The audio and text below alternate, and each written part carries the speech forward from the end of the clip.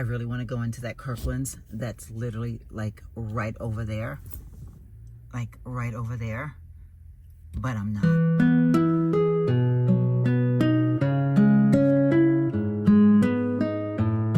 Hi friends, happy Friday. I just got off work and I want to welcome you all to yet another car chat. This is episode number 2. It is a chilly day here in the South Carolina area. It feels like winter out there, okay? And I have on my cute little, it's a shawl, but my girlfriend had sleeves put in it. I love it. And she gave it to me last year. I literally will take it and go like this. And I feel like I'm just wrapped up in a blanket. But anyway, a little small talk to get the video going. We're having car chat number 2. This is episode number 2. Where do we start? So as you can see, I am wearing my breast cancer ribbon. If you are new to my channel and you don't know my story, I do encourage you to go back. I do have videos up sharing that I am a breast cancer survivor. I had breast cancer in 2020 and I became a survivor in 2020.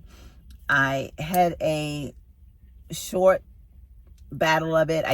I'm very blessed that I became cancer free within the same year. God blessed me so much. Why am I talking about that right now? I have a friend today. She had surgery. She was diagnosed with breast cancer very recently. She's actually a friend through my husband. She became a friend of mine because she worked with my husband. That husband from home, he said, honey, Rosie at work diagnosed with breast cancer. You might want to reach out to her. I told her your story and she had no idea that you had ever gone through that. You might can lend a helping ear or whatever. And of course, me being the person that I am, right away, I was like, give me her number. Let me reach out to her.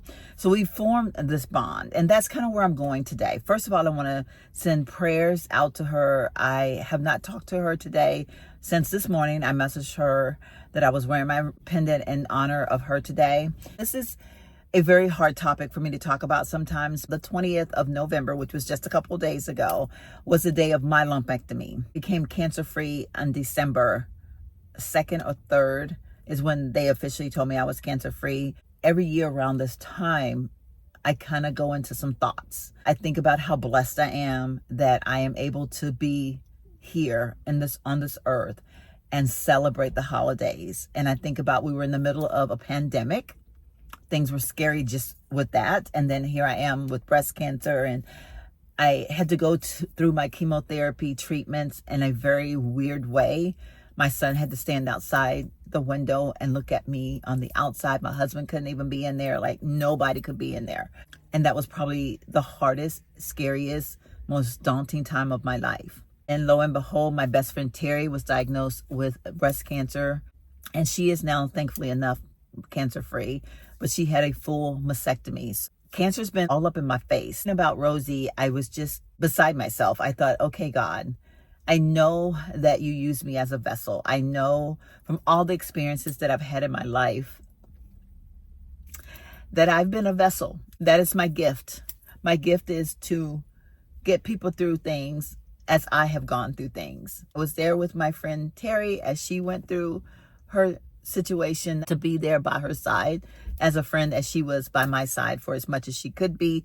Like I said, we were in the pandemic. I know that God is using me now to be Rosie's comfort, and I am so happy and honored to be her comforter. I wish that I didn't have to comfort her through such a thing, but we're there now. I'm going to power through it with her, and I am going to be her comforter.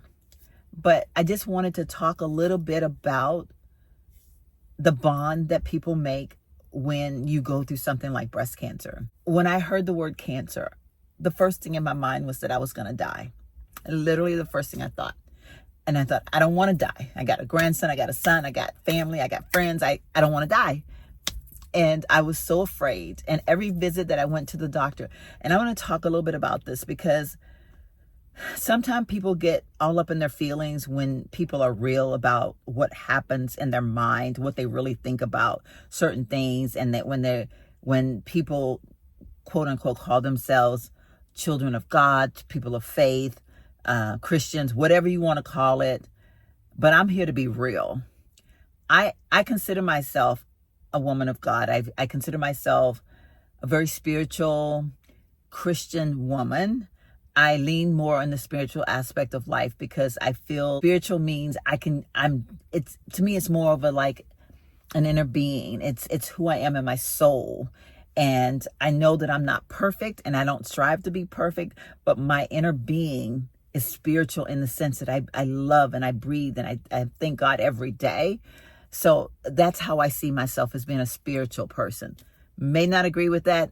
That's not up for grabs right now. I remember, and you can go back and see videos where I've talked about it, but I remember being so scared that I didn't know what to do. And every time I walked into the doctor's office, yes, I had faith. Yes, I knew that God was going to heal me. Yes, I knew that I was going to be sitting somewhere like I am right now, having a conversation with the world about my story and helping someone else through with their story. Now, this isn't my testimony or anything, but this is just me giving you a little bit of background. And we got a serious glare going on right there. So let's create ourselves over here.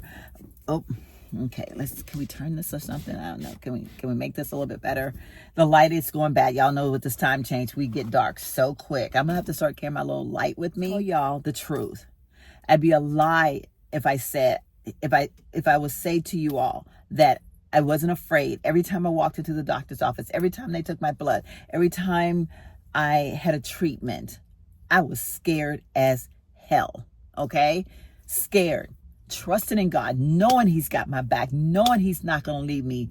But I was scared because you're scared of what, not that you don't think God's got your back, but you're scared of what you're going to hear. How are you going to take it? If you don't hear good news, is it going to be good news? Is it going to be bad news? But not that God don't have you, because even if it's bad news, God's going to get you through it one way or the other. But you have to interpret how you're going to handle that news. And when I tell y'all, those days were so hard, so hard. I would wake up in the middle of the night sometime just crying because I was like, I know I can get through this, but I feel so alone. And people didn't understand when I would say I felt so alone. My family, my friends would be like, we're here for you. We got you, girl. And I know they did. They were wonderful. But when you're going through that, you are alone in that. Nobody, not your husband, not your wife, not your children, not your mom, not your dad. Nobody exactly knows what you're going through. Like right now, I'm here for Rosie 100%, but I don't know exactly what she's going through. But I have a better idea because of the emotions, of the feelings, of all the things that I went through.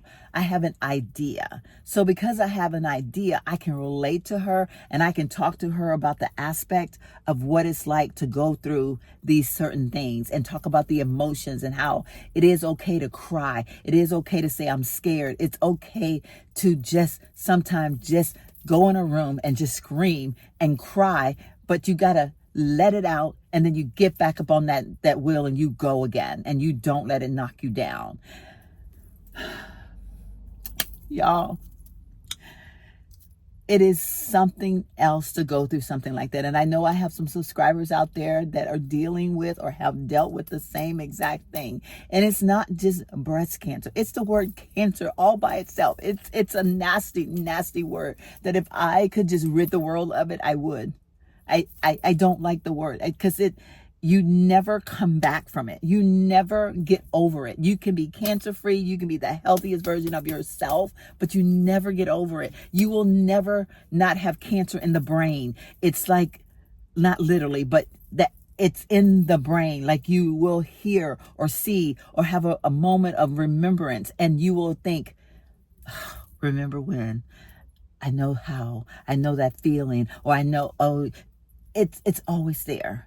It takes something away from you. It takes away parts of your body when you get chemo treatment. It takes away, it does so much to you that you never ever bounce back. Like you can't go and undo it.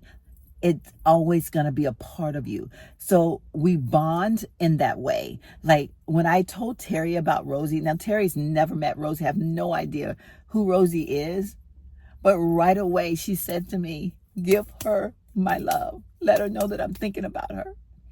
And it's crazy because we're like these women that are in this little bubble of being there for each other in ways that other people have no idea.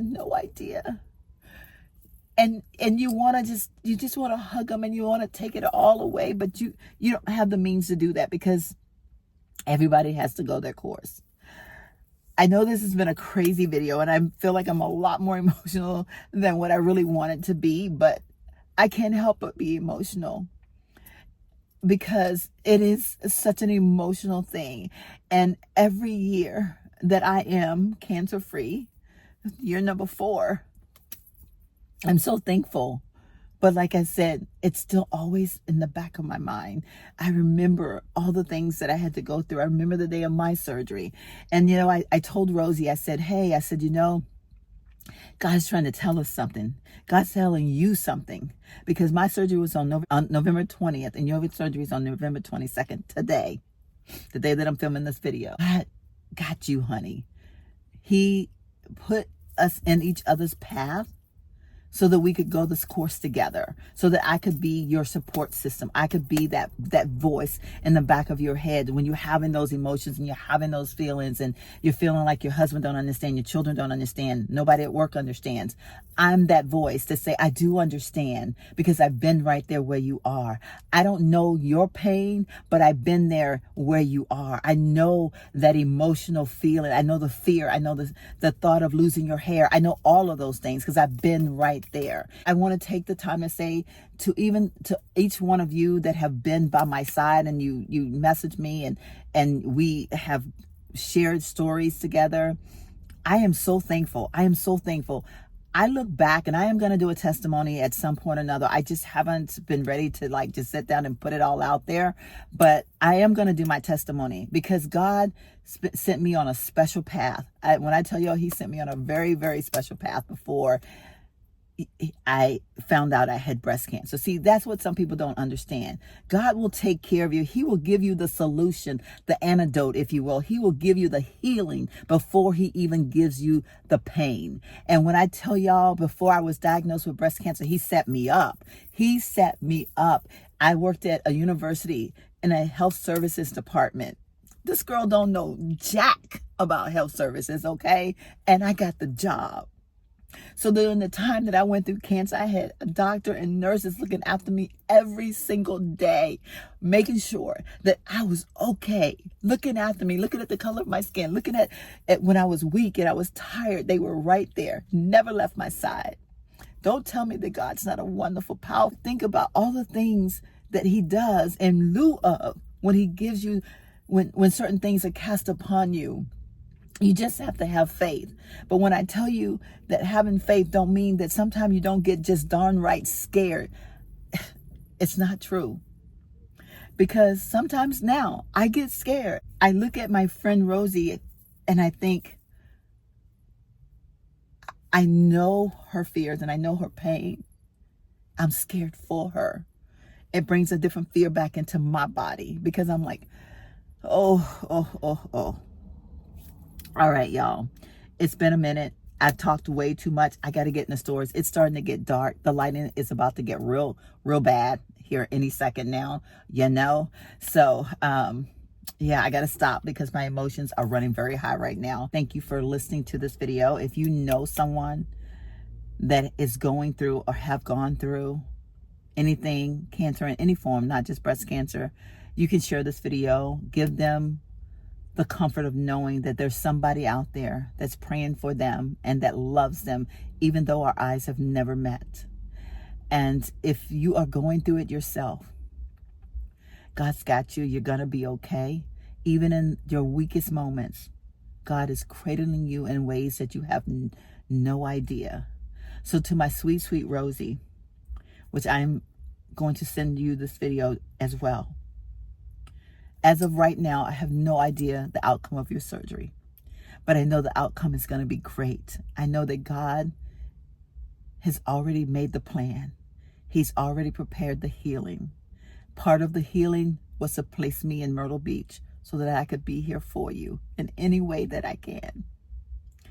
You got this, Rosie. Thank you all so much for hanging out with me through this unusual car chat, I think. I don't know. Is it unusual? I don't know. But y'all know me. I turn on a camera and I speak my mind. I get to preaching sometime and I'm like, oh my God. I really feel like I sound like a preacher when I talk sometime. But I just have to let my emotions out. And I think this was healthy for me as well as me just sharing with you all and sharing with Rosie.